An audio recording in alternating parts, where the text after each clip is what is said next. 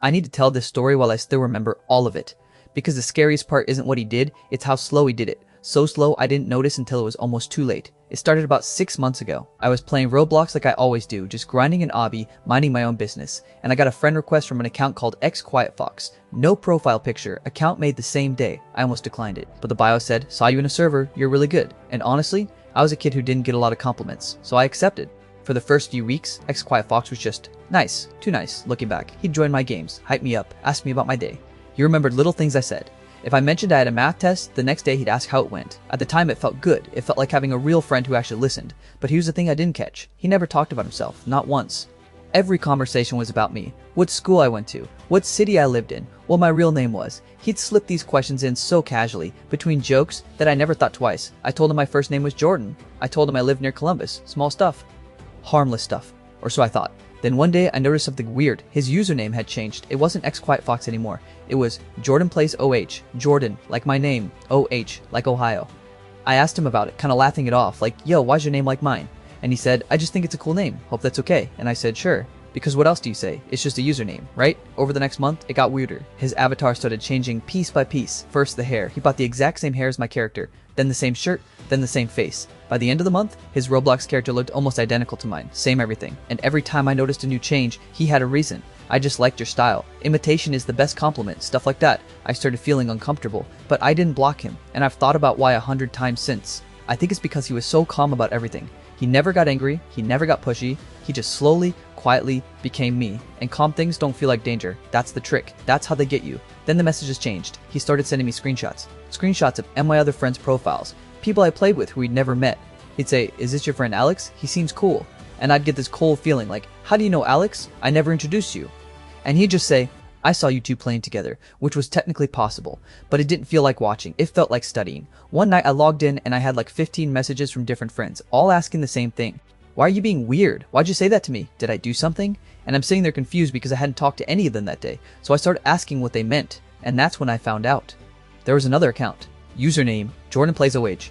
My exact avatar. And it had been messaging all my friends, pretending to be me, saying things, mean things, telling one friend I thought he was annoying, telling another I was talking about her behind her back, slowly, carefully tuning my friends against me, using my face, my name, my city. I confronted him. I sent him a message that just said, I know what you're doing, stop. And for the first time, he didn't have a calm excuse. He just sent back 3 words.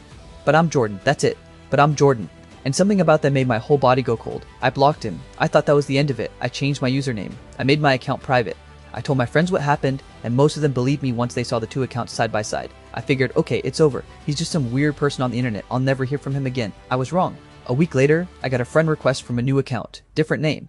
But the avatar was mine. The old one. The one he'd copied. And I knew it was him. I declined it. The next day, another one. Same thing. My old avatar, new name. I declined again. This kept happening. Every single day. A new account. My face, asking to be friends. I stopped counting after 20. And then the messages started coming through anyway. He'd found a way around the block using the new accounts. And the messages weren't angry. They were worse. They were patient. One said, you can change your name. You'll always be Jordan to me. Another said, I know you moved your account. I'll find the new one too. And the one that actually made me stop sleeping, it said, Columbus is smaller than you think. That's when I told my parents.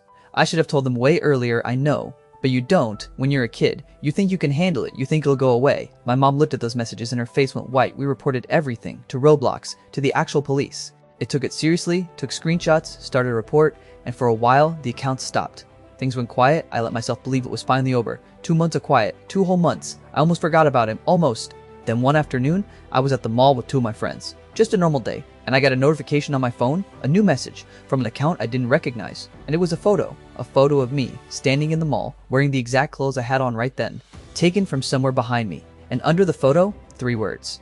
Found the new you. I have never moved so fast in my life. I grabbed my friends, we went straight to mall security, and my mom called the police while she was driving to get us. Security locked down the exits. They looked at every camera, and here's the part that still messes with me to this day. They never found anyone, no one matching anything. The photo had been taken from an angle near the food court, but every camera that should have caught the person who took it was somehow turned slightly away, like he knew where they were, like he'd planned it. The police said it was possible he was never even in the building, that he could have had someone else take the photo, that he could be anywhere. I don't play Roblox anymore. I know that probably sounds dramatic. It was just a game.